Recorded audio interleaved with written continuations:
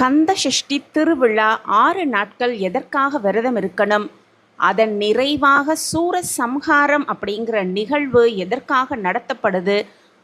சூரசம்ஹாரம் எந்த நாள், எந்த நேரம், தேதி அந்த விழா நடத்தப்படுது அப்படிங்கிறத பற்றியும், அன்று சூரசம்ஹார தினத்தன்று கட்டாயமாக கடைபிடிக்க வேண்டிய விஷயங்கள் என்னென்ன அப்படிங்கிறத பற்றியும் இந்த பதிவில் நம்ம ஒவ்வொன்றா தெரிஞ்சுக்கலாம்.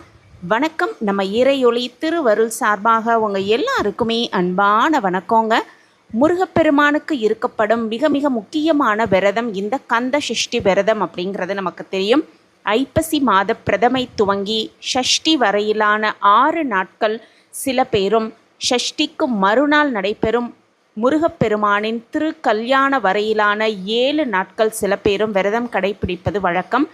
சிலர் கந்த சஷ்டியின் 6 நாட்களும் உணவு ஏதும் எடுத்துக்கொள்ளாமல் விரதம் இருப்பாங்க. இன்னும் சிலர் பால், பழம் இந்த மாதிரி எளிமையான உணவுகளை எடுத்துக்கொண்டு விரதம் இருப்பார்கள்.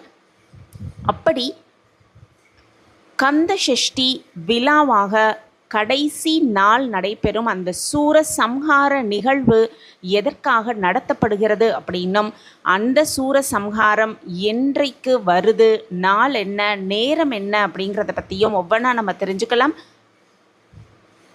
கந்த சஷ்டியின் 6 நாள் விரதம் அப்படிங்கிறது நமக்குள் இருக்கும் 6 விதமான தீய குணங்களை அழிப்பதற்காகத்தான் அப்படிங்கிறத நம்ம முதல்ல தெரிஞ்சுக்கணும். நமக்குள் இறை சக்தியை நிறைக்க வேண்டும் அப்படிங்கிறதுக்காக தான் 6 நாட்கள் கடுமையாக விரதம் இருக்க வேண்டும் அப்படின்னு சொல்கிறாங்க. இதில் ஆன்மீகத்தை தாண்டி அறிவியல் காரணங்களும் இருக்குது அப்படின்னும், வயிறு நிறைய சாப்பிடும் பொழுது உடல் சோர்வும் தூக்கமும் தான் வரும், இறை சிந்தனை கண்டிப்பாக வராது அப்படின்னும், வருட கணக்கில் குறிப்பிட்ட நேரத்தில் உணவை சாப்பிட்டு நம்மளுடைய உடலை நம்ம பழக்கப்படுத்தி வைத்திருக்கோம்.